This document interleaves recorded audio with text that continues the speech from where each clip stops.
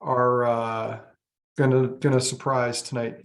Before we get rolling, if you want to put your whiskeys in order, we're gonna start with the Miltonduff, then the BenRiach, then we're gonna do the three Edradours in a row. We're gonna start with the Bordeaux, the Barolo, and then move on to the Oloroso. And then we're going to finish with the Millstone and the GlenDronach 1990. The order could have gone a couple of different ways, but this is the first time I've ever had more than one 20-something Edradour in a single session. So I thought it made sense to do the three of them side by side just to see if we can tease out something about the Edradour house style.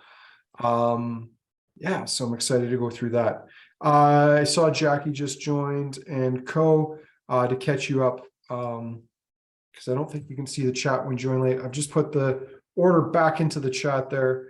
While we're waiting for a handful of stragglers, I don't know if my staff do this too when I'm not around, but I'm going to subject you to just a little bit of promotion since we have you as a captured audience already. Quick reminder, if you haven't done so, if you've already got your Kensington Wine Market Whiskey Calendar, they're ready for pickup. If you haven't got one, we've got about 40 left. Sammy and I built the last little clutch of them today.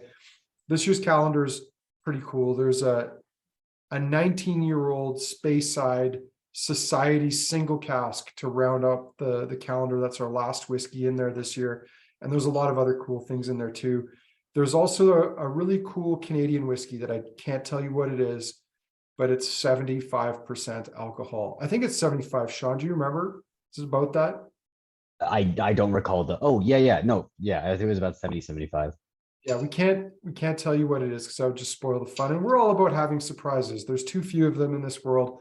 So we like to make the advent calendar a surprise. But yeah, there's some fun stuff in there. So I was going to mention that.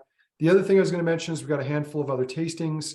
The December outturn, the virtual tasting takes place next Wednesday, November 30th. Still 9 spots left for that. And then the following night, if you're in Calgary, there's 3 spots left for the in-store tasting for the society. As always, society members save $10 on their tastings. And then the kinship collection, 3/4 of the way sold or close to it. This is going to be awesome. This is coming up December 6th. So yeah, that's what's in the pipeline and happening soon.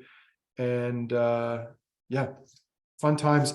And then other than the calendar tastings, we're going to take a little break until probably mid-January. But we will be working on some new tasting ideas and launching those, rolling them out shortly, likely the first full week of December. Yeah, so hello to Phoenix, Toronto, Cornwall, Victoria, other parts in between, Calgary, Ottawa. I can see we've got people all over tonight, so that's awesome. Thanks for tuning in. Virtual tasting number 75 tonight. Wow. Like, Paul, is that you, or are you keeping track of how many we've been doing? Because I've lost track. It's well over 60 to I don't know, somewhere between 60 and 100 in the last 2.5 years. It's been a lot. Just for Paul, 75 virtual tastings. Well done, Paul. I know Jeff and Phil and Suzanne and a number of other people on this call have also been through a disproportionately large number of these. And I'm glad they're still going, because there's some tastings and some ideas that we have that don't really work in store, because the pool of people that might actually travel to the shop physically for said tasting is small. But with the whiskey community that we're a part of, there's a much deeper pool of people to encourage us and take part in our craziness and zaniness at times. So thank you for that. I think we should just dive in here, because no one wants to just sit and look at their whiskeys. If you're joining late, as I said, we're going to start with the Miltonduff. The order should be in the chat. And we're going to start off with Gordon MacPhail Miltonduff. I'm a huge fan of Miltonduff. I think it's a really underrated single malt. We don't see a ton of it. And we're seeing less and less of it at an older age. And the prices are starting to go up because, the industry's running out of whiskeys in the 20s and 30s, or they're running low on them. But we've got an awesome one in from Gordon MacPhail. Initially, when we bought this, we only received 6 bottles because these single cask releases will go to either a parcel of countries or it'll go to a global release. And when you're talking about just a couple of hundred bottles being spread around the world, those don't tend to go very far. But this is part of the Connoisseur's Choice collection. It's in the wooden box, so this is part of the Connoisseur's Choice upper.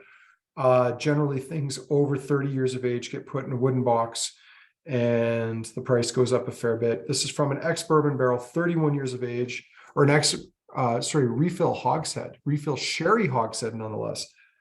I think I was jumping ahead, Sean, to the BenRiach, but and also just based on the nose, I would not have guessed refill sherry. This is creamy tropical fruit, like wine gums and jujubes. I think I couldn't help but take a quick sip, and I think like it's almost disjointed. Like with the nose, you're right. I couldn't really tell what it was. The palate's a little bit more expressive, though. I found it a bit more, definitely a bit more fruity in that refill sherry category. Oh, well, I love the nose on this. There's a nuttiness to it. There's lots of nice layers, creamy, soft fruits, like orchard, citrus, but going back to that wine gums and jujubes. On the palate, there's some spice there. It's quite toasty. Yeah, it's not sharp, but there's this like surge of sugars and spice that hit the palate that almost for a split second, it seemed like, oh, this was going to have some heat to it. But no, it's juicy and creamy and toasty. And I don't know, I'd be very hard pressed to peg that as a sherry cask blind. And if it is a sherry cask, like I'm wagering this is refill American oak sherry. Like it's got that velvety, creamy, honeyed character that you'd get from an American oak cask. Yeah, absolutely. Yeah, the spice is pretty intense on it. Yeah. Pretty mild. It exhibits its age in a nice, like, I mean, from what we've had from old and young, like it definitely like, it's that average. It's not picking up the bitterness yet. Like it's so certainly far from being like too mature or over the hill. But it's also got that nice kind of waxiness to it. And it's not like a Kleinlish waxiness to me.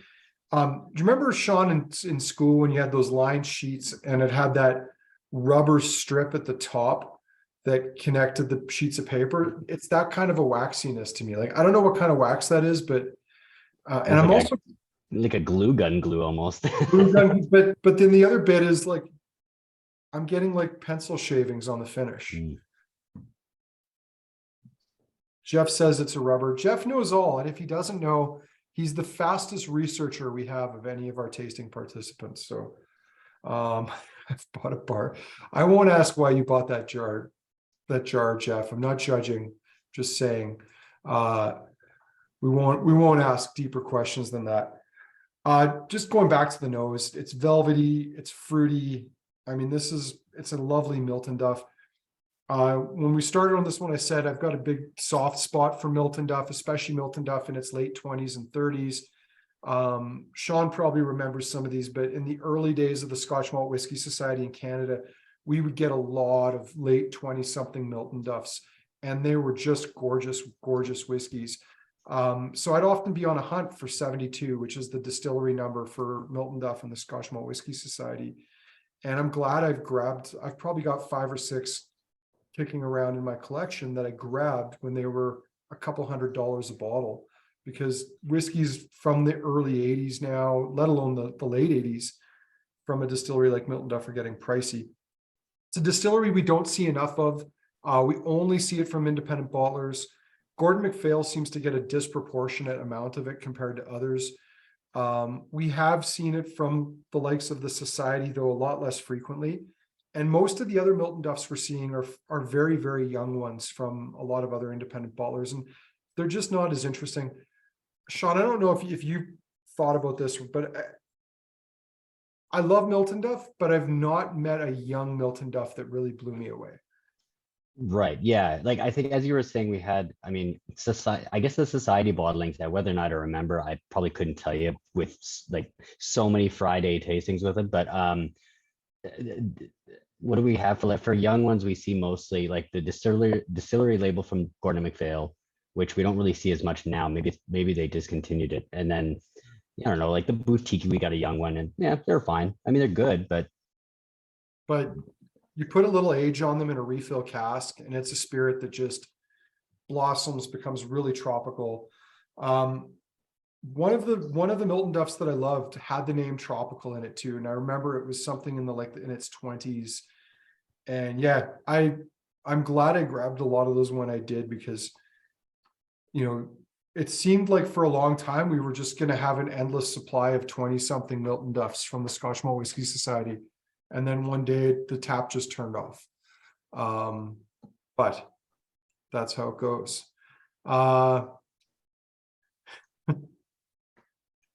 Oh man, Jeff, that's some great research there. If anyone's interested in recreating their childhood memories, Jeff has sent some links. I don't click on links because I've been burned a few times. I'm sure anything Jeff would put in there would be safe. But the last thing I need is another locker virus.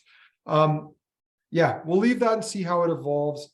But on the nose, it's becoming very waxy. It's got that rubbery, waxy note there, that rubber cement wax, and cream and tropical fruit. I love that profile on the nose. I just think it's gorgeous. And yeah, it's a nice little starter to ease us into a tasting that's got some much bolder flavors coming in just a glass or two. But until those, we've got one more that's a little bit less like the others. Let's move on to the BenRiach. Pretty sure I shared the link for the Miltonduff in the chat, but if I didn't, there it is again. And I'll share my screen here, and we will jump into the BenRiach 1997. This is a single cask bottled for Canada. It's an ex-bourbon barrel, 24 years of age, bottled at 56.5%, selected by Rachel Berry, only 176 bottles. Sean, before we even talk about its age or the profile, I'm sure you remember this too. Like, we bottled BenRiachs from 1994, 1996, and they were like $120, $150. But that was like a decade ago. And it's crazy to think like 1997 now is 24, 25-year-old whiskeys. And I think for some people, especially some of the people that were so spoiled for so long by $200 20-year-old Oloroso sherry cask strength GlenDronach and 30-year-old tropical BenRiach from 1983 bottled at cask strength at $250, that it's kind of hard to look at 1997 and be like, that's $750. Ultimately, at the end of the day, I guess it comes down to, is the liquid good? Does it justify the price? And I'm not going to judge that yet. This is my first time trying this tonight, first time nosing it, first time tasting it. But yeah, I'm keen to get into this. I've put that into the chat too, if you want to see it, get some more info on it. Classic kind of bourbon profile, loads of vanilla. It reminds me of like the cupcake shop down the street from us, the coconut cupcakes with vanilla cake base. To the individual who just joined us, we are on whiskey number 2, which is the BenRiach. We started with the Miltonduff. I've just put the order of the whiskeys we're sampling into the chat for you, so you can pick it up there. And yeah, you can catch up with us here. Sean, what are your first thoughts on the nose here? The nose was kind of reminding me a little bit, honestly, of like, it had like ice wine characteristics, like a rich syrupy, like rich fruit syrup. Funny, it's got a surprising amount of dried fruit notes to it, like not leaning towards sherry by any stretch, but like dried apricots, maybe dried pear, almost dried pineapple.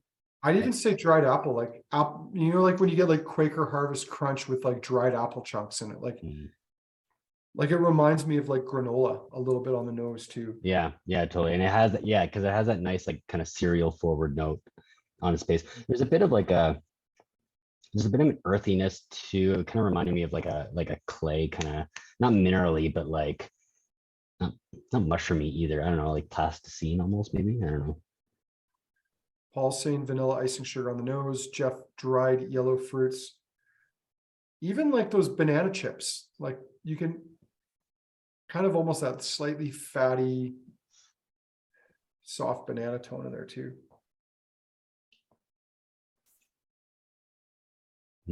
It's well, what's the alcohol in it? 56, yeah. I mean, the alcohol is really it adds a nice textural component to it. Like it's really not too, it cuts through it. It's not too sweet. It's fairly well balanced for the booze and whatever malt forwardness it is. It's quite toasty. Like that kind of surprised me was like how like the dry toasty oak tones that are coming off it on the palate.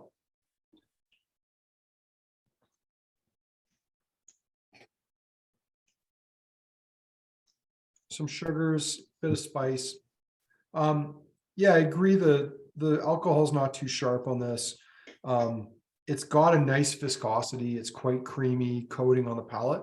And it really does stick into the like the apple, pear, apricot sort of orchard fruit tones. Like, and it doesn't seem to stray that far outside of it.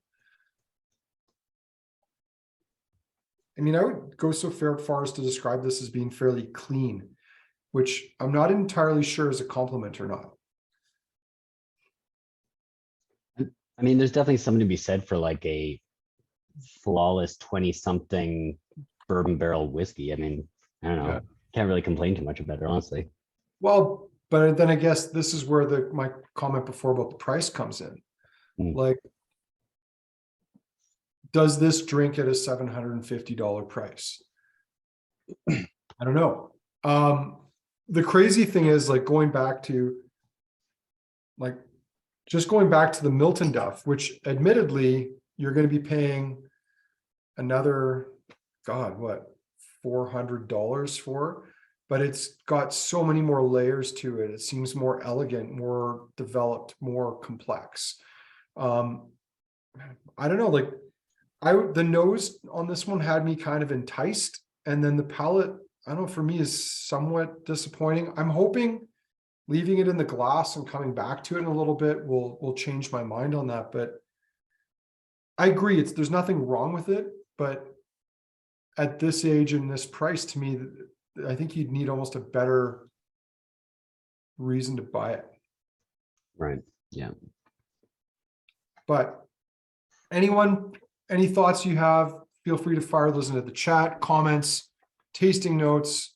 And yet Jeff's saying I'd be happier with one Miltonduff versus two BenRiachs. Jeff, I'm probably on board with you on that sentiment. Not bad. I don't know, not great, but I will tell. Should we segue into some Edradours here? So I kind of mentioned this early in the tasting. This is probably what I was most excited about tonight's tasting. Was I've had 20, 21, 22-year-old Edradours before. I've never had three of them side by side. Edradours is a small distillery. Their production is tiny. Even with their second production site, they have two distilleries now at the center, at the site. One of them is tucked away up the valley, a little bit up the stream behind some warehouses. It's still one distillery because it's on the one site. And they've done their best to replicate the old distillery in the new one so that they're creating as close to as possible the same spirit. But even with that, the production at Edradours, I think, tops out at like 240 or maybe 280 million liters a year, which is what Springbank produces, but we all know how that ends up. There's not a lot of Edradours out there, and there's not a lot of mature Edradours out there either. And the other thing that's a little bizarre about it is they have an unusual penchant for putting some of this 20-plus-year-old stuff into wine casks, which I'm a bit of a skeptic of. Sorry, John, 280,000 liters a year, not 280 million. I'm glad you mentioned that though, because where I was going with that, and I kind of lost track for a second, was I remember the first time I went to Edradours, and at that time they were only producing 100,000 liters a year. Their max capacity, I think, was around 120. And when I thought about that and their annual production, on that same trip, I'd been up to Balvenie, and they told us the number of casks they had maturing on site at Balvenie. And then later that week, when we were down in Edradours, they told us how many casks they made in a week. And I quite simply divided the number of casks that William Grant and Sons has in Duffton by the number of casks BenRiach or Edradours could produce in a year, and came up with the number it would take Edradours 1,000 years to produce the volume of whiskey William Grant's has maturing at their site in Duffton. Now, not all of that is single malt. A big chunk of it is, but it's kind of a crazy number to wrap your head around. 1,000 years is a very long time. 1,000 years ago, man, like people were living to 35 years of age, and I don't know, everyone thought the earth was the center of the universe. But I digress. 21-year-old Edradours, 22-year-old Edradours, kind of cool. But what's funny about being uncomfortable with the fact that they're putting these older whiskeys into wine casks, sometimes for long periods of time, like 8-10 year finishes, is that I'm a very skeptical wine cask whiskey drinker. I find it usually doesn't work, probably because the casks haven't been treated well, or maybe there was a sulfur stick burned in them, or maybe they left wine in the cask and that's contaminating the whiskey. But I go into wine casks with low expectations. But curiously, one of the two wine casks we have, the nose alone for me, I thought was phenomenal. But let's start with the Bordeaux cask, the 21-year-old Bordeaux cask. I can tell Sean's already way ahead of me. I can tell he's already nosing or tasting it. But Sean, you've already started into the Bordeaux while I've been blathering on. What are your thoughts?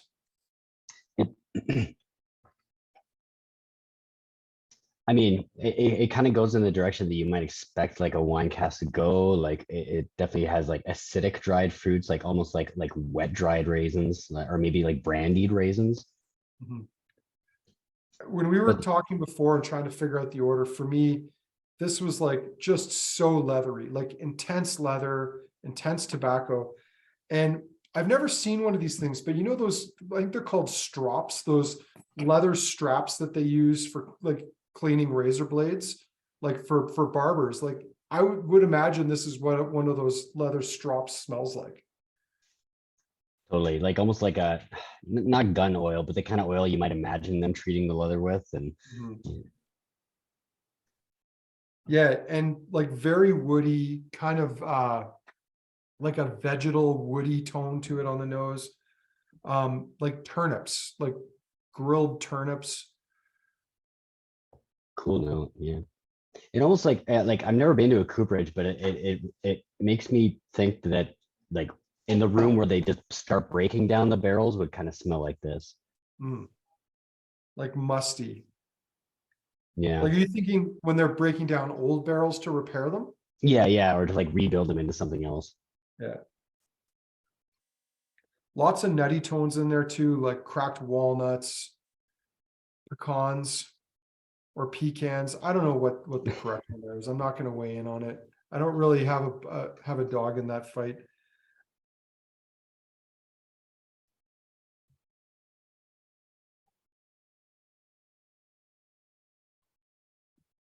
So I guess like most, at least like conversing with Kurt, like most wine casks end up being recharred.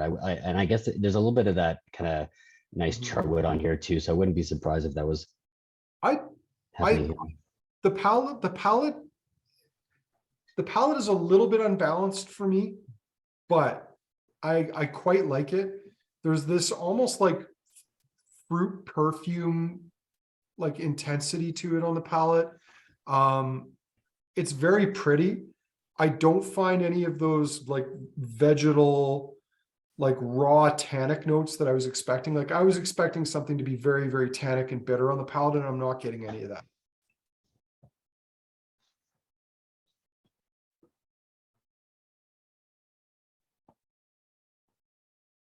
Yeah, totally. Good call on the perfuminess, like almost like incense in a way. Mhm. Well, it's just like someone's taken fruit essence and like concentrated it, because it's like this burst of like steroidal fruit notes on the palate. But it's incredibly fresh, like vibrant. And as you move towards the finish, there's these kind of soft, subtly waxy floral tones to it too. You know, I personally probably would have rather just seen this spirit in bourbon after 21 years, but I quite like the palette. I think it's interesting. I think it's fun. This is one of, I like the BenRiach, one of the few whiskeys in tonight's lineup where there actually is still stock available. And I mentioned this before, that these are finishes, or a lot of them are. So this was matured 13 years in ex-bourbon, finished 8 years in fresh Premier Grand Cru Bordeaux hogsheads, 88.717. I hardly think we can call that a finish. Yeah, I mean, I think back in the day, Glenmorangie coined extra matured. I mean, this would definitely fall more into the extra matured category than finished. Because yeah, it spent almost half its life, like 40% of its life in that Bordeaux cask. But I mean, finishes, like, Sean, you've been in the industry for a long time now too. Like 12 years ago, it would be common to see like 2-week finishes, 1-month finishes. Like that was something that people did. Like Murray McDavid, they would ace their whiskeys, like, or even Bruichladdich back in the day. And that could mean it was literally in the finishing cask for 2 weeks. And a lot of times those were just vile because they were basically supercharging the spirit with like whatever sherry was in the cask or whatever wine was in the cask at that point in time. But I think this is interesting. I think it's balanced. And I think you're right. Like if this wasn't recharred, it was definitely rinsed. This would not have been a wet fill wine cask. I think I think the one, if I could use one word to describe it, I think it'd be entertaining. Like I don't know if I'd love it. I certainly don't hate it. I actually think it's quite pretty. It's not a style that I always gravitate towards, but I find it so like complex and entertaining. Like it's really neat. It's a fun whiskey to taste, but if you had a bottle of it, I think it would take you a long time to finish it. Yeah. Because you'd probably be like, hey, you guys want to try something interesting? And you'd pour it for somebody, but then you would go and pour something else for yourself that you were more interested in. Yeah. I would almost say it if I were to just try that blind and have no idea what it was, it'd be like, I wonder if that's a Compass Box blended malt. Did they just go out and create something kind of wacky and fun? But yeah, it's an interesting whiskey. One other note I'll throw out there, like saltwater taffy, like it's got kind of this sort of fun, slightly out of control profile to it, but no off notes. So Phil says, Phil and Suzanne say tasting soapy. Maybe that's that saltwater taffy kind of note that I'm getting in there too. Oh, interesting. I almost threw out Thrills gum in a way. So okay. That's cool. Thrills gum. Yeah. Soapy. Yeah. Well, it's fun. Yeah, I think I've already grabbed the glass for the next one, the Barolo. This is the one I was probably the most worried about of this range. Barolo is a pretty intense wine, and we've had, Sean, I'm sure you can remember, we've had some less than spectacular Barolo finished whiskeys come through the shop over the years. I seem to remember either a long row or a Springbank that was in Barolo that was like just out of control. Like it was completely untamed, raw, wild, and better left in the wild. And I can also think of some Balakans, the peated Edradours from Barolo casks too, where you're just thinking like, wow, this doesn't work. But of the 320-something Edradours that we've got in the lineup tonight, when we were nosing them, I think this one had the most promising nose of the three. So distilled 1999, matured in ex-bourbon casks for 22 years, and then finished 9 years in a fresh Barolo hogshead cask before bottling at 55.2. This one is sadly sold out. It was trending at almost 90 points on Whiskey Base. What do we think about Jeff saying he finds it astringent? Sean, thoughts? I mean, yeah, maybe a tiny bit, but there's some really, the way the cask influence hits it reminds me a lot of that port matured Bowmore, like the 23-year-old or 23 or 26, 23. where it's like, it's got this, oh yeah, okay. So it's got this cool, like muddled red berry, like almost like a cooked raspberry like note. Mhm. And yeah, that's fair. There is a hint of astringency on the palate, but not unpleasantly so. No. But you're layering in some leather, some chocolate, some tobacco, some nice soft spices. And it's earthy. I mean, you're going to expect it to be earthy. It's Barolo. Like it's that muscular, masculine style of whiskey, or of wine rather.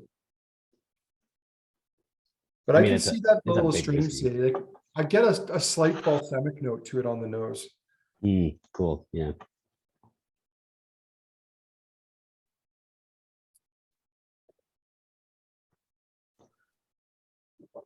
Man, that's a spicy palate. I was gonna say, almost for a second there, I was gonna say that's a spicy a meatball.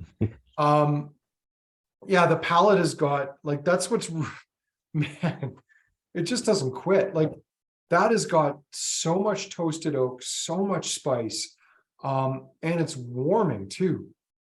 Musculin, yeah, Paul. There's a lot of words we've inadvertently made up in tastings that we've said we should trademark and then forgot to. We're gonna have to go back through the video footage and try to pull some of those out. Sean, what do you think about the palate? After mentioning, so after what I mentioned before, like honestly, like there's still a little bit of that kind of soapy perfumey on here too. It seems like it's almost like, I don't know. Yeah, it's kind of a common thread between the last one and this one. I can see that. I mean, it's like lavender. There's a big lavender hit on the back of the palate. Getting like huge amounts of ginger, like candied ginger, but also that sliced ginger you get with sushi, like that spicy sliced ginger on the palate. Pickled one, yeah. Pickled stuff, yeah. It's a little kind of light, and a bit one-dimensional. It's pleasant, but I don't know. It's not as interesting as the previous one, although it's it's the best Oloroso, or sorry, I'm not Barolo whiskey I've had. I think it's got better balance than the last one, but it's not as much fun.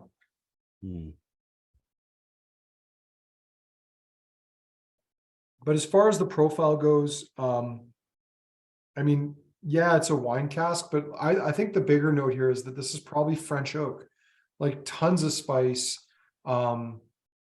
rich, nice mouthfeel to it.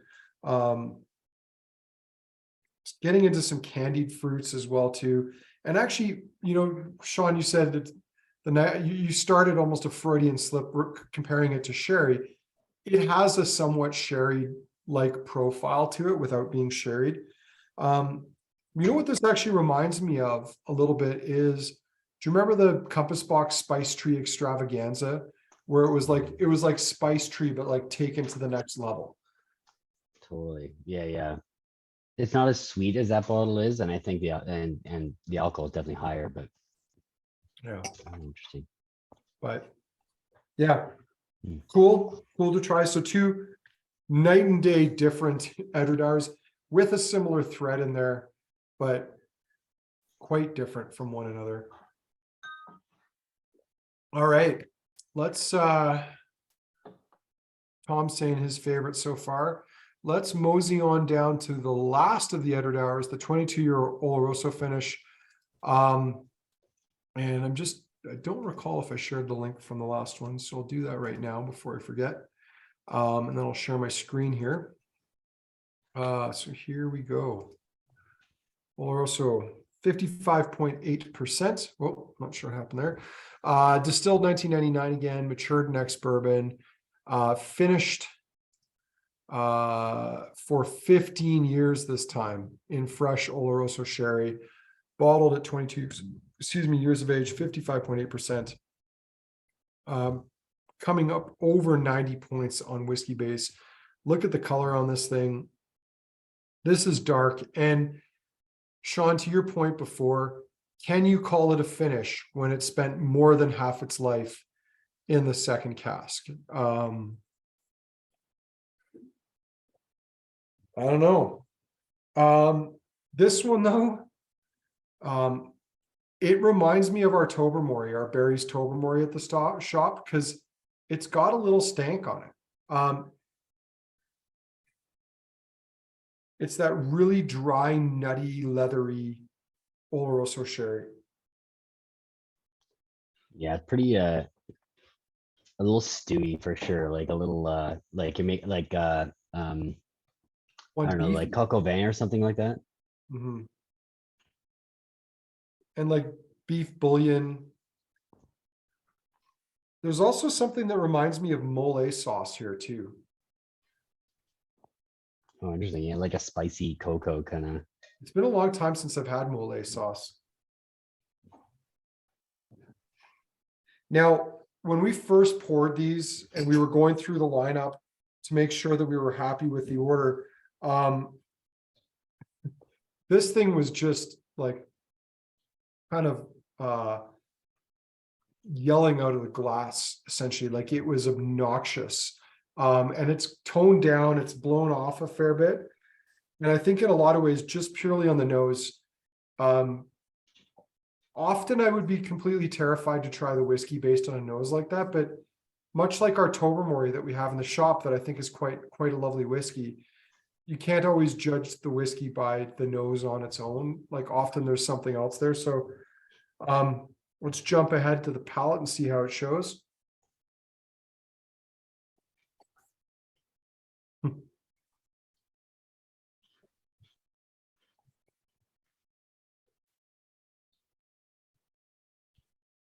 Man, that is thick and sticky.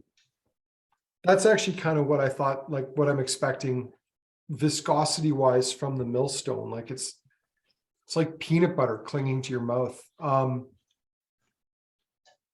That's a lot better sherry than I thought it was going to be. Yeah, I agree. It's by the nose, I thought it was going to be like that like super spice forward kind of winey sherry, but it's actually like pretty rich and decadent. And that kind of sherry that's just overly leathery and earthy, and it's unrelenting in terms of the profile. Whereas this is, as you said, it's fruity, it's a sweeter style. There's some nice nutty tones in there, dried fruit, spices. And I think, thinking about when this was filled, or not filled, but when it was finished in the mid 2000s, Edradours really seemed to pick up their wood quality in about the mid 2000s. I mean, look at all those great 10-year-old heavily sherried signatory Edradours we've been getting that are, they're not always rock star, but they're usually consistently good. And I think that when the signatory guys, Andrew Symington, bought the distillery in, I think it was 1999, just before 2000. The wood policy up to that point had been managed by Pernod Ricard and not well.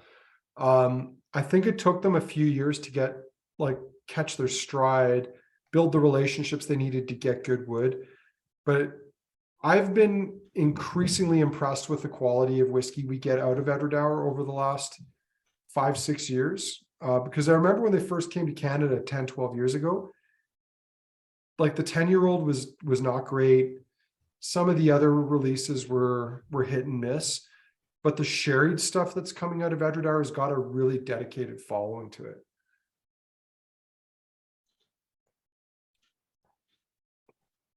It kind of seems like Edradours in general has a big following. Like every time we get those like cask strength sherry decanters, the like all the straight from the casks, everything, it just seems to go so fast. And I guess for good reason. I mean, they've never really been like bad. Well, and the price for a lot of them, especially that the signatory 46% bottling is still pretty reasonable. Yeah. For the profile, maybe not for the age, but for the profile. It's that's such a funny release. That has to be them tempering barrels for long-term maturation. Like I can't think of any other reason why they would do so many casks like that year over year. Yeah, I think a part of it though, Sean, is that about 12, 15 years ago, if my memory serves, they made an effort to start putting more and more of their stuff into sherry, but like good sherry. And I think you probably have a bit of a luxury of doing that when you only fill 5 sherry butts a week, which is all that they could fill at that point in their history. Now they can do 10 with their second production site. You can afford to buy better barrels because you're not burning through like 100 in a week or 250 in a week. So they've got a bit more flexibility on that front. But I'm kind of blown away because I actually thought, based purely on the nose at the start of the tasting, that was going to be my least favorite of the three, and it is without question my favorite of the three. But yeah, I agree with that for sure. Absolutely. Yeah. What have got people saying here? John says agree with the nutty Oloroso, not a sherry bomb in a pejorative way. Jeff, if it spent longer in the second barrel than it did in the first, is it still a finish?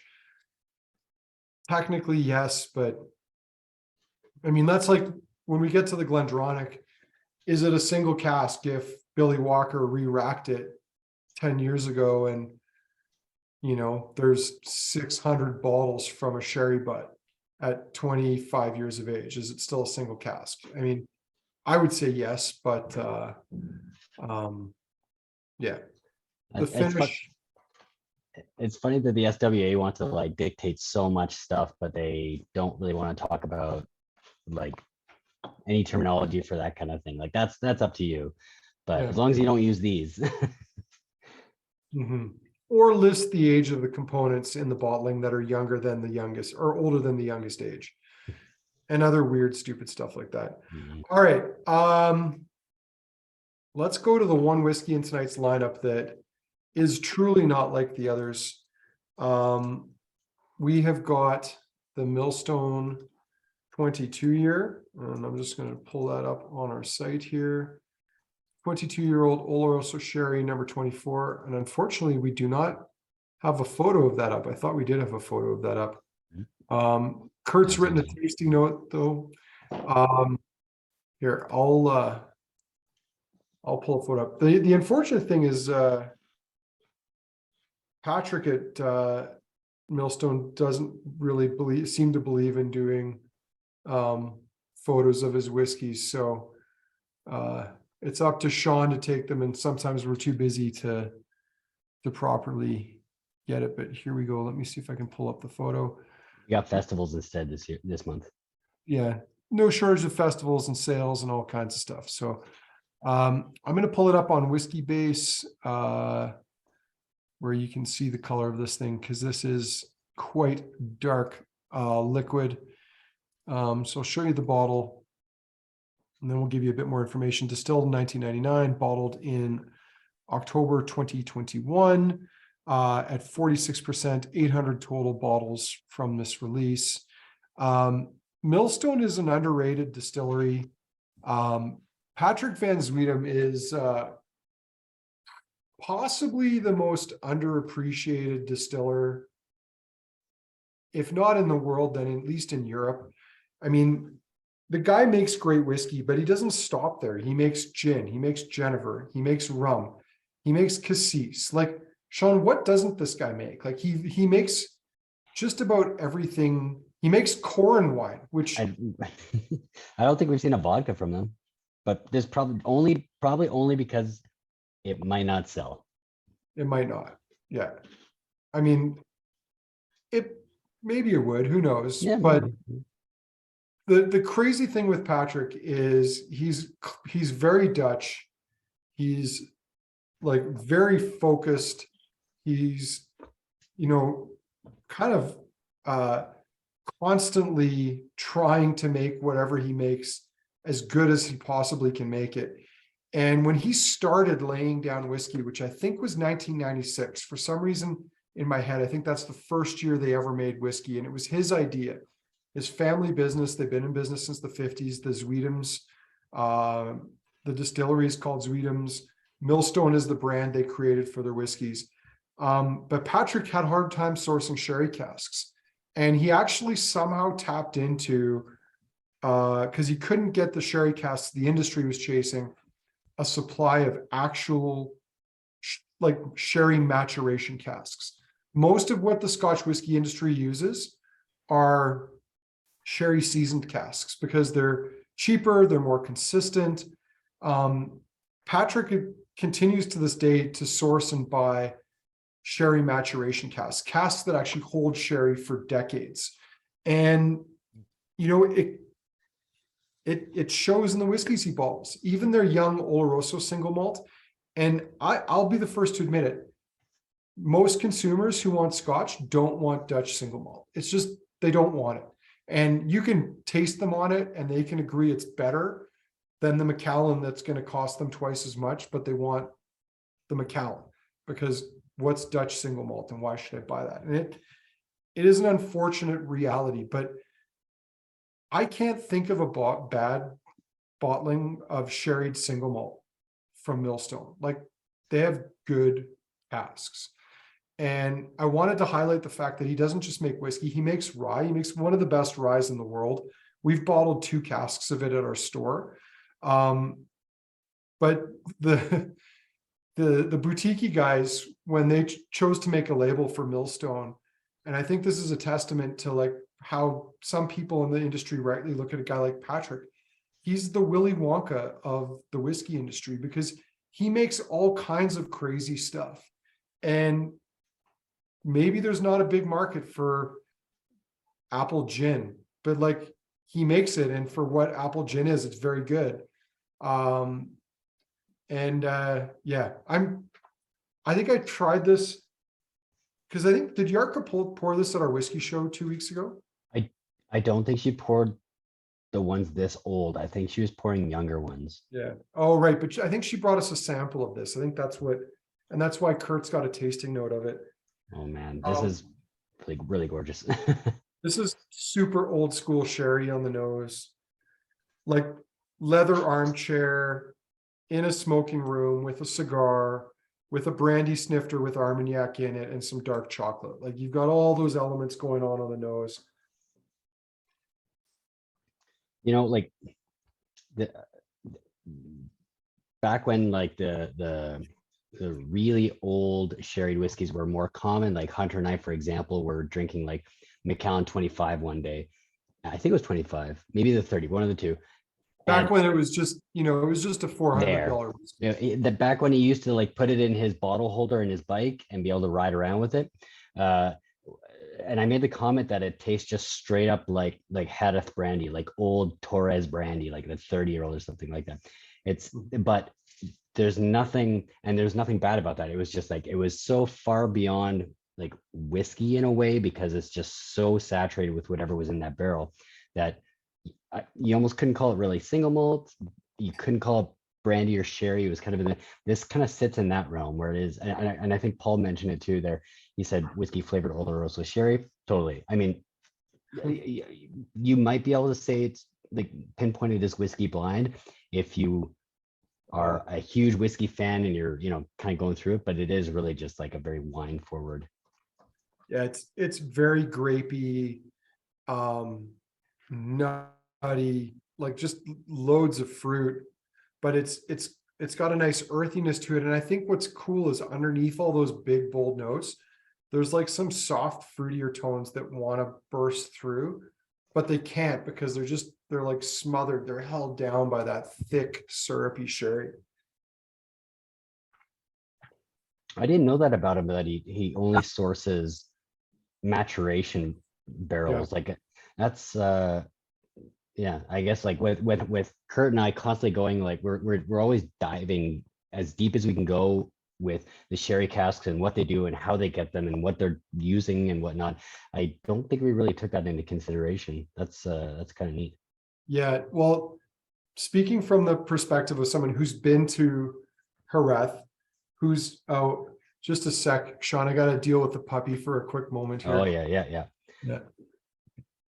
Walter, hey Jen. At one point too, like Jen. we're diving deep into it, and we're wondering, like, at what point is that cask so like either wet or there's sherry left in it that it's not just a flavoring added to the spirit. And we got to the point where we're wondering, we're like, I wonder if there's ever any consideration of the SWA to start re-allowing Paxaret to be used in as cask coatings, like from back in the, what it was, I think it was the 80s that stuff being done. And I don't know if anyone's like familiar with some of those, like the old Bowmores that were really saturated with Paxaret and whatnot. Like it was always so dark, and but it did have like a pretty big impact on its flavor. It was always like, it was like sherry on steroids almost. It was like almost everything you got for it was like this. And yeah, I don't know. I would be a proponent for them to start using Paxaret again, which if I remember correctly, I think is a Portuguese dessert wine, I believe. I don't know. Sorry, I didn't realize I didn't mute myself there, Sean. Yeah, whatever. You were long gone. I couldn't. Yeah, Walter was sleeping because he had a big play at the dog park, but he's now fully awake again and getting into things as he does. Yeah, Sean, the Paxaret's an interesting comment. I heard you saying that too, because if they're just seasoning casks anyway, what's the difference? I mean, it's not like most of what the industry uses, and I realized I kind of wandered off through that explanation. Like, it was kind of stunning for me going down to Jerez. I went to, and this was set up by Macallan, going to some of their cooperages and of some of the bodegas that they source wood from.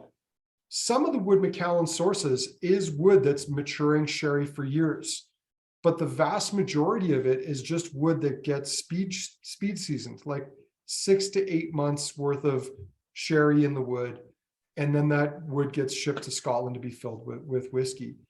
The difference with Millstone is the wood they're sourcing is stuff from Solera vats. It's stuff from casks that matured sherry for decades.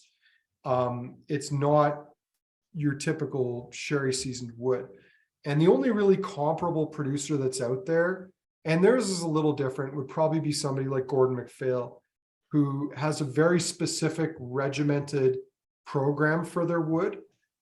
Gordon MacPhail's wood is seasoned as well too, but not for 6 to 8 months. It's seasoned for 8 years. So they're not rushing through the process. They're paying for the privilege of having wood that's seasoned to the right, or to what they believe is the right profile. Most of the industry doesn't have the time or the money or the patience to wait for that. And Patrick Van Zweedem, for whatever reason, chose a different path because he was not getting any progress with where he initially wanted to go. And the result is that they make some incredible sherry whiskeys, including their no age statement Millstone sherry, which is $80-90 a bottle. And if you like Macallan or GlenDronach, like, you should love that whiskey. It's phenomenal, but it's Dutch. So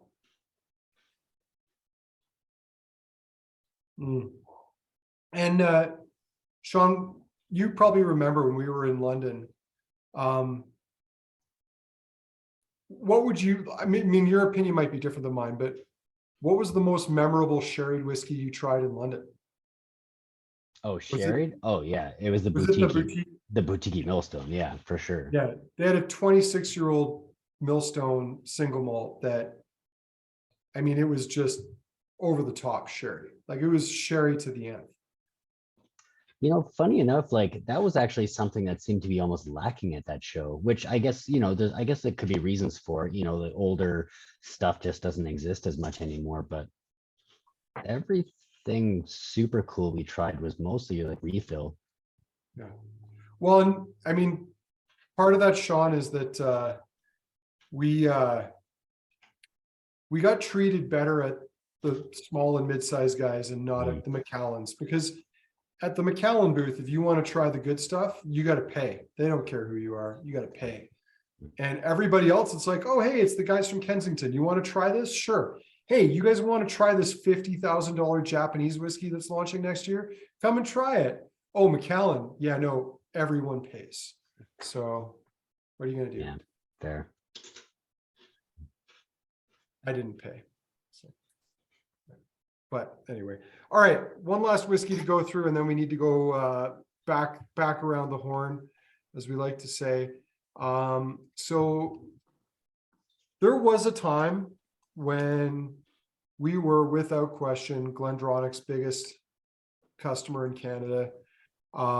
We bottled, I think at last count, 11 different GlenDronach single casks, starting in around 2010, 2008, something like that. Shortly after I think BenRiach acquired GlenDronach in 2008, and I'm sure it was within a year or two that we bottled our first cask. We bottled everything up to and including a 1972 vintage 39-year-old, which is gorgeous. I'm glad I tucked away a few of those. That was an old school tropical fruit bomb, like the likes of which something like a 1964 Bowmore, just an absolutely stunning whiskey. But we had a great relationship with them. We're big fans of what they did. I did say somewhat presciently, but also, somewhat cynically, that Brown-Forman was going to ruin GlenDronach and BenRiach. And I don't know that that's entirely fair or true, but they definitely made it more expensive and less fun. And I think a result of that, or an example of that, would be back in the day when BenRiach and GlenDronach would do a global launch. They would bottle 7 to 12 casks from each distillery and sprinkle them around the world. And we would get first dibs on those. And those were awesome. I mean, how many times, Sean, did we do a vertical of like 7 to 9 GlenDronachs? Yeah, Big almost every release. Yeah, every time there was a release, we would do that. Unfortunately, the rest of the world figured out that GlenDronach is interesting. Right around the time I feel it got a little bit less interesting. And now the result is we don't get all the single cask releases. They parcel out a single cask for a couple of countries, and the prices now are crazy. I mean, this whiskey here that we're going to try now, the 1990 31-year-old, which is now sold out. That must have just happened recently. I didn't realize it was gone. But $1,800, that's almost 4 times what we were charging for our 1972 cask back in 2012. But this one here, this is a PX Sherry Puncheon, distilled in 1990, matured 31 years, bottled at 56.9%. I'm not sure exactly how many of these came to market, but we were led to believe that we got one of just a handful of 6-packs that came into the province, which we're grateful for. And I'm glad that we're going to get a chance to try it, because we've had some amazing GlenDronachs over the years. I have the shrapnel from some of those tastings in my wine cellar, technically a whiskey cellar, and there's about 30 of them.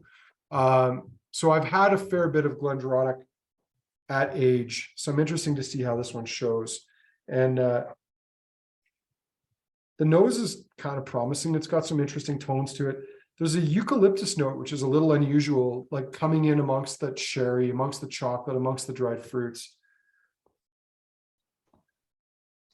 It's pretty sharp on the nose for 56. Yeah, it's really sharp though. Yeah, there's like almost like a fusel oil element to it. Yeah, fusel oil, like crayon shavings, and like Now, some of you might think that that's a criticism, but I mean, some of the best Rieslings have a note of diesel on them. So let's not be too harsh just from that tone. this So this nice reminds dark. me of it's like a handful of Haribo gummy bears.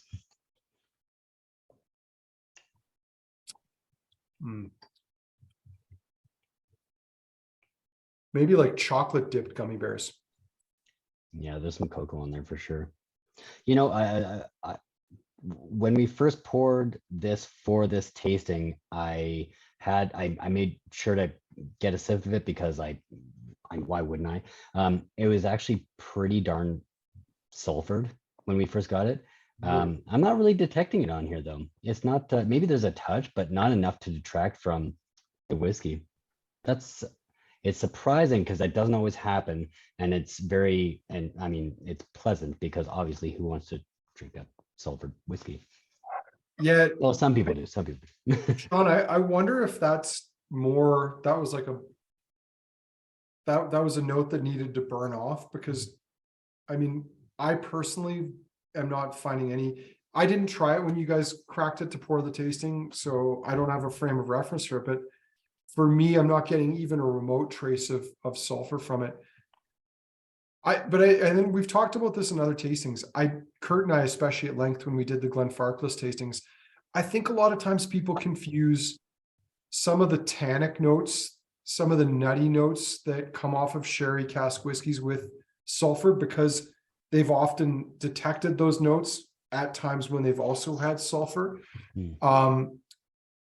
But yeah, I mean, I'm not sure which of you guys tried it. There's a good chance it did have that at that point in time, but I'm not getting any trace of it now. No, now it's not. Now, I think like for me at least, like sulfur kind of like sometimes it's the volatile kind of like weird stingy bit that I'm actually, to be perfectly honest with, I'm almost blind to. I'm not very good at picking that up. And then the other side of it is like straight up burnt matchsticks, which is what I did get on it, but I'm not getting burnt matchsticks on this. So Weird. this is great to me. I love it. Because burnt matchsticks is typically like, that's the sulfur taint from like a sulfur candle, like that kind of sulfur, as opposed to the other one. So It's cool to know that it faded though. no, for sure, especially if it was there initially. Yeah, I think this is a nice whiskey. Like the BenRiach though, I'm kind of struggling with the price. And I think a big part of that is we were spoiled for a long time with GlenDronach. We didn't realize how good we had it when the 21-year-old was $120 a bottle. Those were the days, as they say. There's part of me that like fictionalizes the takeover from Brown Foreman, and when they go through the warehouses and see just to what extent Billy Walker pillaged those warehouses, they need to make up their investment somewhere. So that's why we're paying this. Well, it's interesting you say that. Like, do you really think he did that? That he pillaged the warehouse, and that it wasn't a matter of, the work he did in the early years that he was there? It's probably a bit of both, honestly. Like I have little doubt that he re-racked a bunch of stuff and hand selected, like earmarked a lot of the casks that he wanted to release. I mean, why wouldn't you? But yeah, it's true. It's probably the truth is probably somewhere in the middle. Yeah. Well, I mean, if that's the case, then how are we to look at the current situation with GlenAllachie, that we're currently in the golden age, and that the golden age will be short, and therefore buy now? Yeah. But how you would kind of, if you were Actually, to draw a comparison? thinking about it a little bit more too, I guess.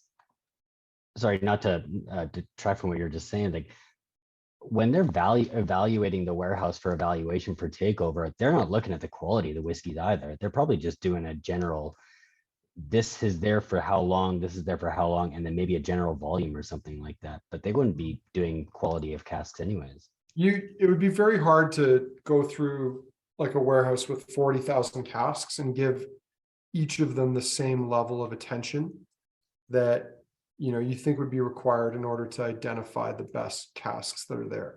Yeah. Unless you had like a team of people who that was their only job. But I think there's no denying. I mean, this is emblematic of why people loved GlenDronach. I just think it's unfortunate that it's a shadow of what it, overall of what it was at its peak. And by the peak, I mean in the early 2010s when, everything seemed possible and 30 to 40-year-old GlenDronachs were well under $1,000.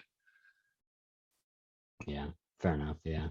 I'm picking up the glass and smelling it again. It actually's got, I'm getting just a tiny bit of a whiff of Big Mac on there, which is kind of funny. And I'm not eating any fast food here tonight. Big Mac. Yeah. Like maybe it's the sauce. I think The it's the secret sauce. sauce. Yeah. I am just typing out the poll just before we go into our second pass through the whiskeys. I noticed there that John said that he feels the Millstone is the price performer of the tasting so far, which is an interesting comment because it is, I think, the second most expensive bottle in tonight's tasting. But I'm going to save the poll where we're at there. We will go back and launch it in a little bit here. And I'm only going to do the poll twice and just reverse it because I don't want to waste too much time putting the same whiskeys into it. But going back to that Miltonduff, Sean, how has that fared over the course of the tasting? Let me go on here. This is wait, Miltonduff. Mm-hmm. Okay. When we were first smelling it, I was making a note in my head that I wish I poured it 20 minutes before we did, because you and I think we poured it like maybe 10 minutes before we let everybody in. I think we almost did a discredit to it in a way. It would have been nicer to kind of leave it in there a little bit longer. It's gorgeous. The nose has these nice citrus grapefruit tones to it, and both the nose and palate remind me of a very specific butter. Tommy Bahama's restaurant does this like sort of citrusy maple butter that they serve with, and it reminds me of that. I haven't been to a Tommy Bahama's restaurant in like 5 or 6 years, but like it's taken me back there to that. Yeah, that I love that It's stuff. cool. Yeah, it's super buttery. It still doesn't, I don't think it pushes the fruit quite into the tropical territory, but it's definitely like almost there. Mm-hmm. Like kind of like how our last BenRiach did. Like it wasn't quite tropical, but it was like just sub. Yeah. It's a beautiful whiskey. I could drink that all night. I mean, that's a lovely profile. It's got a light touch to it too. I don't think it would tax your palate too much. It's very pretty.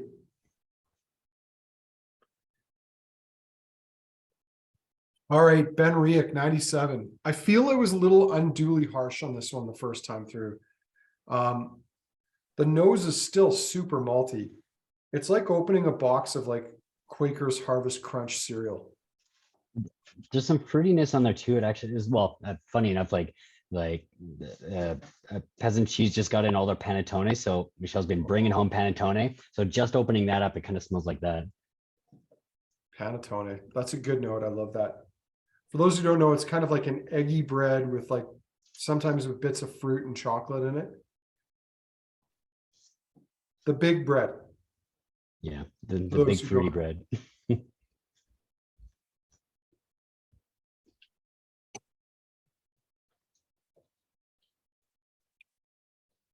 Man, so much sturdy wood on there though. Yeah, it's very woody. I hate to say it, but like next to that Miltonduff, it's boring. I think that's ultimately where, and I mean, feel free to disagree. There's room for disagreement here. And I think I have to declare my biases. Like, I'm still pining for the days when we had access to good single casks of BenRiach and GlenDronach, and that can't help but cloud my judgment a bit here. But I don't think it holds a candle to that Miltonduff. Panettone does not make good French toast. You know what, Jeff? I love the fact that you tried that. I'm a huge fan of French toast. Yeah, I, I humbly disagree as well. have you made French toast from Oh yeah, Panettone? French Tone, yeah. French Tone. Well, wouldn't that just be Antoine? Yeah, I guess. Anyway, that's a bad joke. We'll just leave that. We'll let that slide. Because do you remember, Sean, Peasant used to have that chocolate chip brioche loaf? I used to love making French toast from that. And Totally, yeah. it probably shortened my lifespan, but it was so good. I'm gonna make French toast from Panettone at some point this year. I have to. I think it's pretty good. I mean, I can see why it might not be for everybody, but I thought it was quite good. Yeah. But it's decent. I stand by my comment. I think the BenRiach is kind of boring next to the Millstones. So Yeah, that's fair. That's it's a fair statement. all right. Back to the Edradours, our trilogy. 20 somethings, starting with the Bordeaux. Man, French onion soup. It's so savory. That's ooh. And like chicken stock.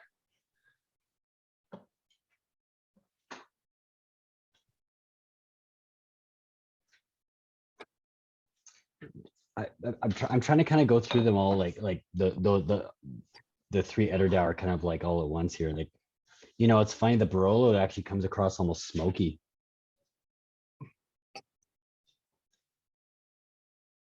The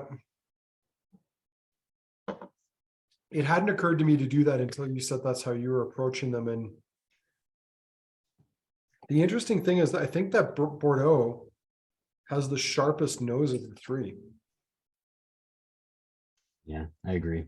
It's still like it wasn't my favorite when well, it was in the middle when we first started. Now it's kind of like fallen behind a bit. It's not. It was the not wacky one, right? It was the conversation starter whiskey that you'd pour for someone to give them something fun to try.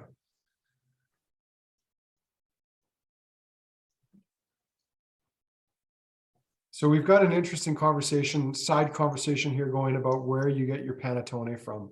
So, you know, how is it there not a good local Canadian baker making good Panettone?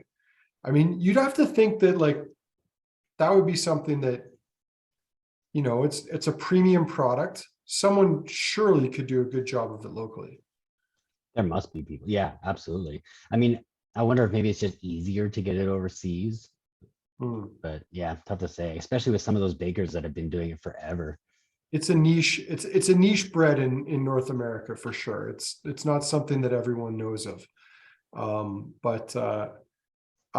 You know, I do encourage all of you to go out and find Panettone and discover it if you haven't discovered it yet. And if you're bold like Jeff and Frederica, then make French toast with it.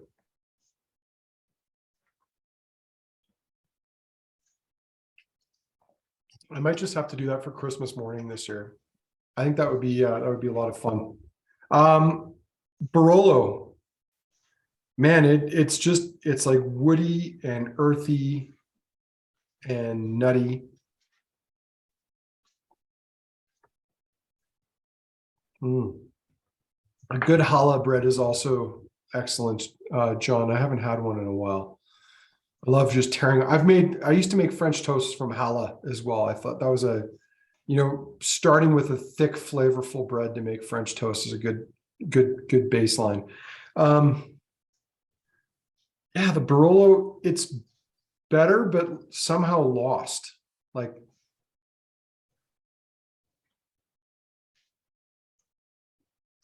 I'm liking it quite a bit. I think the Barolo cask itself, I think like that wininess is kind of like faded on the nose at least. Mhm.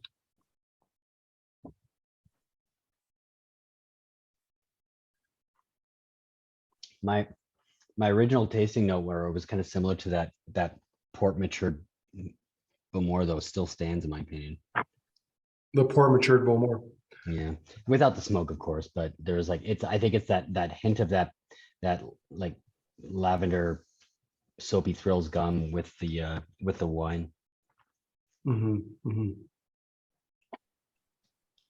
Oh, it's interesting. I don't know if he's still watching, but our friend Renee Jacob down in Lethbridge is saying that Patrick has a personal connection to Spain, and maybe that's why he's getting good sherry casts. His wife is Spanish. Didn't know that. Yeah. Familial connections. Who Is he knew on they could Facebook be right off? now? Sorry, Renee. What's that? Is he watching on Facebook right now? He was before. Whether he Oh, still is now or not, I can't say for sure. gotcha. But he was on there. There's still 2 people on there, so he might be. Anyway, what are you gonna do? What about the Oloroso?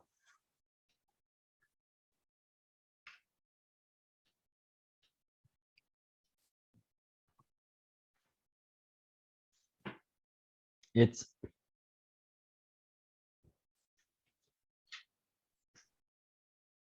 on the So nose, it doesn't seem to have maintained its richness. It's a little bit more it's a little bit more faded. well, and I think the problem might be that the Millstone and the GlenDronach after them just completely outclassed them in terms of profile. Because I think it's quite good. But yeah, it just doesn't, it's just not in the same league. It's still pretty nice. It just screams a bit more like seasoned cask to me.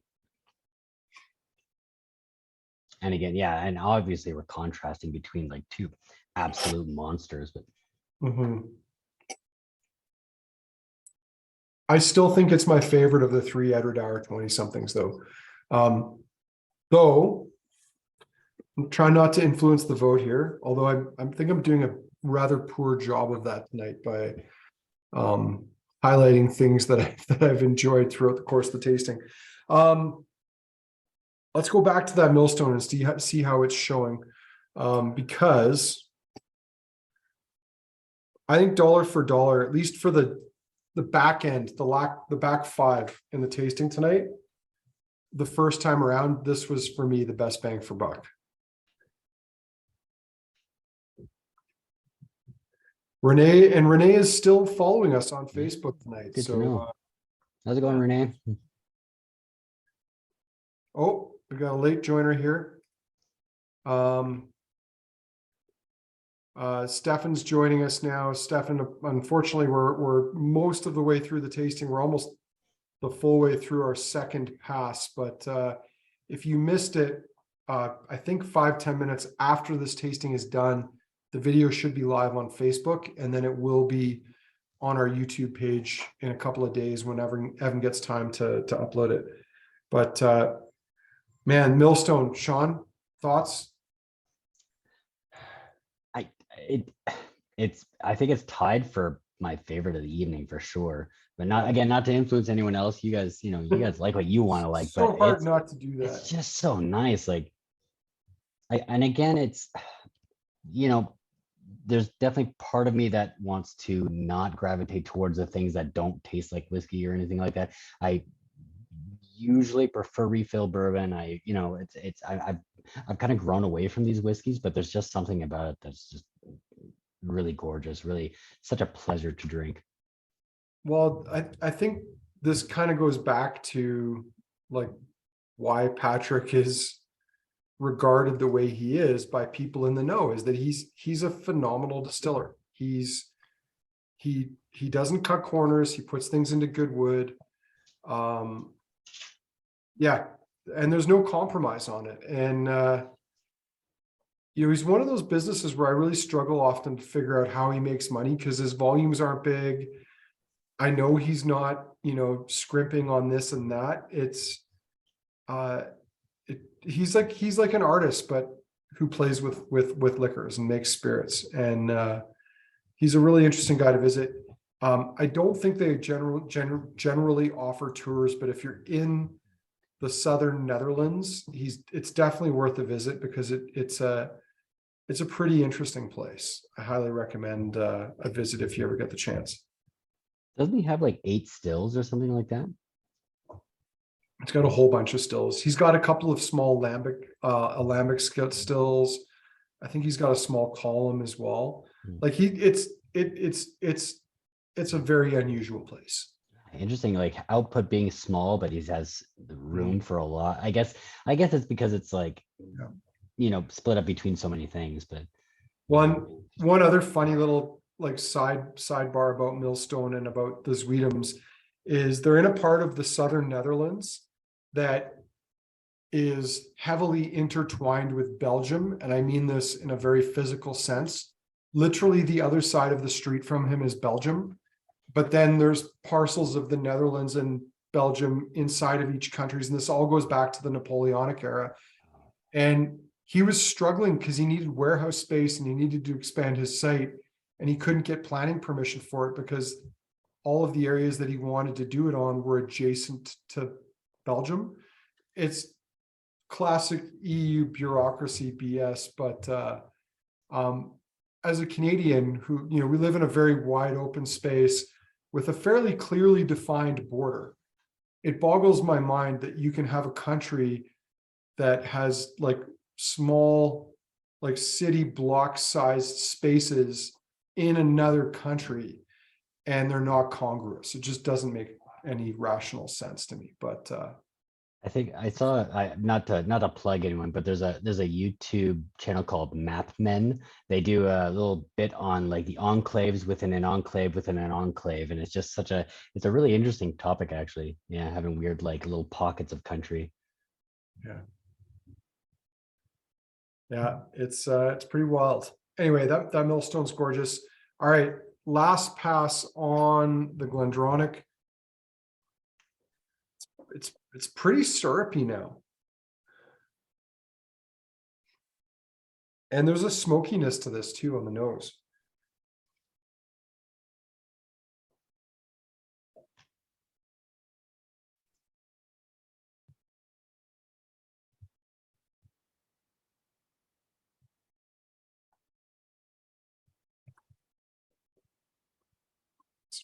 It's pretty good.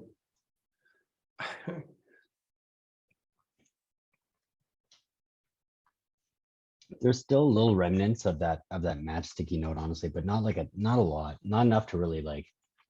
I want to dislike that more than I do. Yeah, no, I agree. Yeah, and maybe it's because of the price. Tough to say. I mean, does it have business being that price? Tough to say. I try not to stick with price memory though. Like I try to not sold be out. there. I mean, I guess the counter to that is it's sold out. Granted, there was only 6 bottles and we opened one, but it's sold out. So the market has spoken, I guess. All right, I'm going to fire up the poll here. We're going to do this twice. So first time around, this is your first favorite, and then we'll do your first favorite the second time, but the second time will be for your second favorite. Just ignore the word first in there. So you're going to get to vote twice. If you're sharing a feed, you have to share a vote or you don't vote. Be nice if you did vote though, because it is kind of fun to see what people's thoughts are.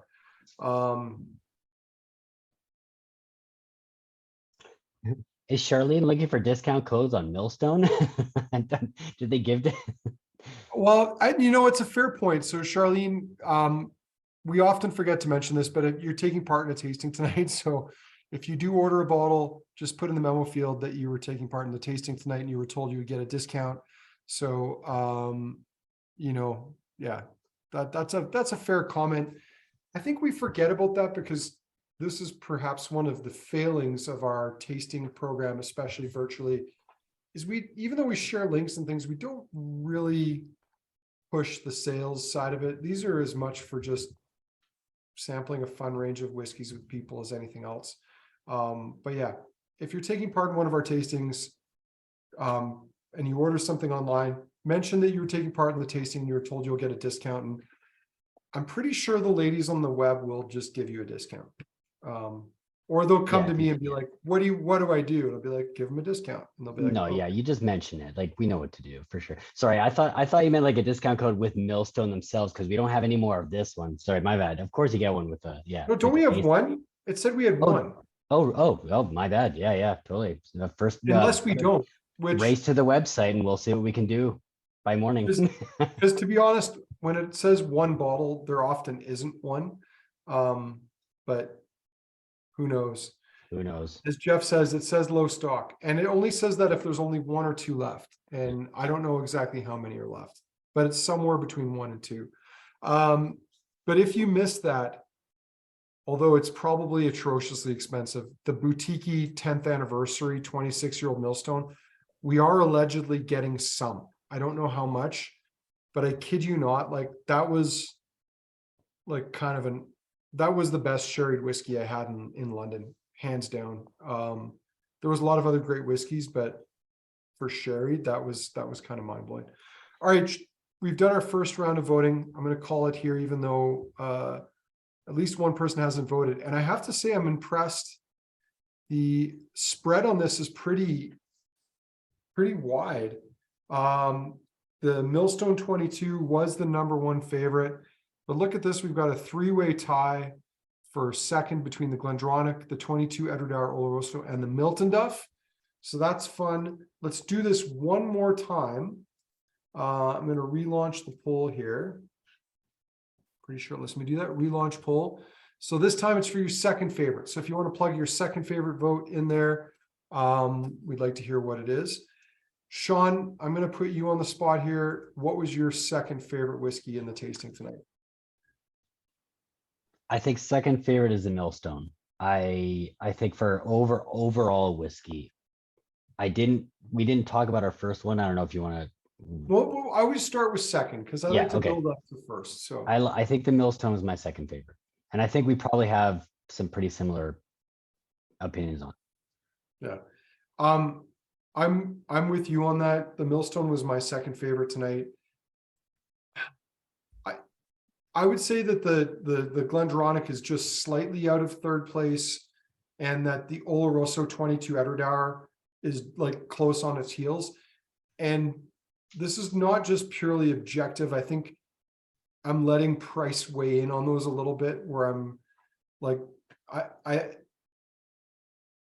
I think if the GlenDronach was a third the price it is, I might be struggling a bit more between whether I like the Millstone and the GlenDronach better. And I know in a perfect world I shouldn't do that, but I can't help it. But yeah, that the Millstone was my second favorite, if I had to pick one. First favorite.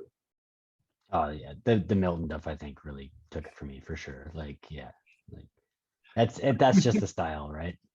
Well, and it's the most beautiful. I think it's the most elegant of them.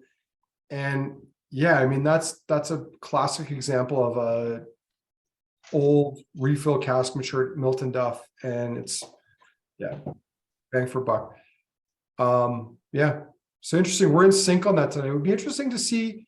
I think Evan would have had different choices than us, though, looking at this lineup.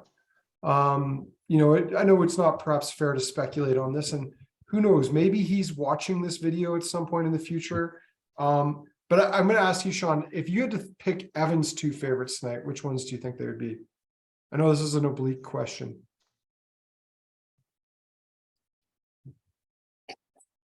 Yeah, I would actually, I think he might actually gravitate to one as probably the Bordeaux cask of Edradours as second place, but I think first place he might say Millstone. Millstone, okay. But And he what about likes those savory notes, right? And I think that yes. Bordeaux really kind of had a lot of that. What about Kurt? Where do you think Kurt would fly on the spectrum here? He would probably fall in line with us, honestly. Yeah, I think so. I think for the one for sure is I think Millstone would be his hands down #1. It wouldn't even be Oh yeah, you think, yeah. question. Or sorry, the Miltonduff. The Miltonduff Miltonduff. would be his Yeah, hands it's down. just, I mean, it's and it's not to say that I think those two are very clearly some of the best presenting whiskeys of the lineup. And it's funny because I think if you were to ask me 5 years ago, I probably would have said the Millstone was number one. But I don't know. We've just gone so sherry crazy over the past 8 years. Like it's been just everywhere, right? And I think I kind of got sherried out after a while. Sean, welcome to the dark side of the refill cask whiskey kingdom. Yeah. We look for 20 to 30 years on refill casks. Yeah. All right, Harmony. This is where do you think Harmony would be in the spectrum on this?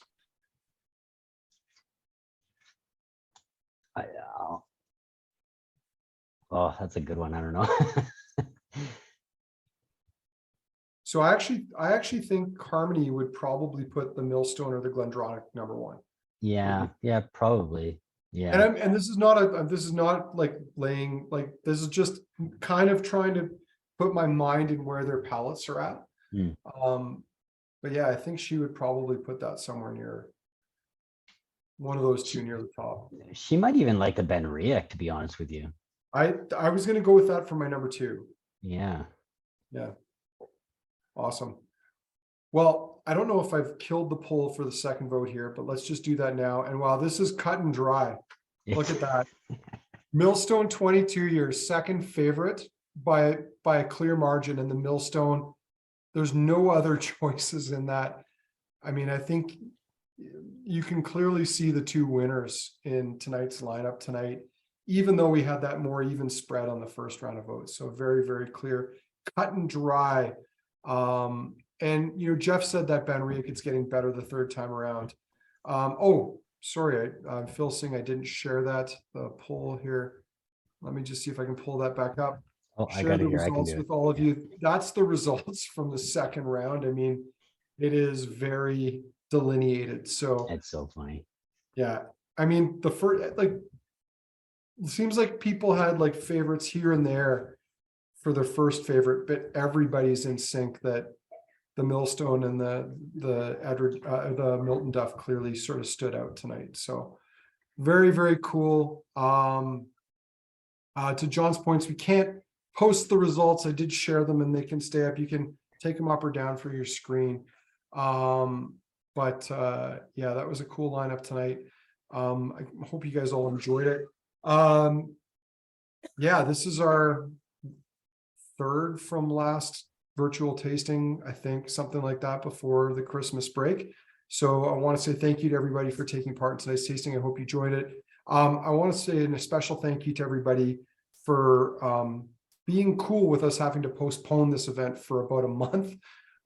We literally had a confluence of things happen, and it was going to be, I was swamped, and everybody who could potentially have been my co-host was sick or unavailable. So I appreciate your understanding on that for rescheduling this.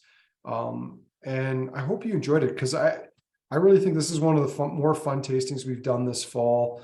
The Glenfarclas ones were cool, like to do verticals of family casks, but for me tonight, like, I'm thrilled that we got to try that Miltonduff, because we've not had an excuse or another event where we could possibly slot that whiskey into a tasting, and it's hands down the number one in my opinion.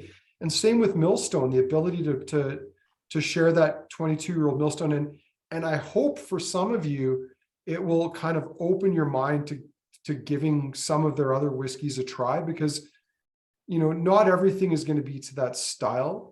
Patrick is a true like bohemian as far as a distiller goes, but everything he makes, I think, is made to quality, and hopefully that'll open you up to trying some of their products, because they're definitely worthy of trying. As Frederica says, hope to see some of you in Victoria at the Victoria Whiskey Festival. I will be there. Sean won't be there. We're bringing Kurt this year, but maybe next year we'll bring Sean. And by next year, I mean 2024, not 2023. It's a great show. Looking forward to it.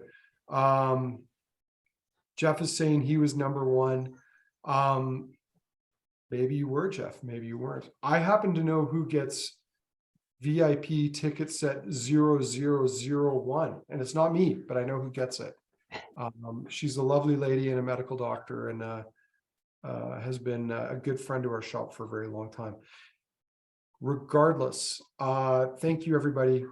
Have a great night. If we don't see you before at one of our events, either in person or virtually, I wish you all a Merry Christmas, Happy Hanukkah, Happy New Year. And yeah, look forward to seeing you again soon. And Sean, I'll see you tomorrow. Yep, tomorrow. See you tomorrow. All right, Okay. thanks, guys. Take Good care, night, everyone. everybody. Take care.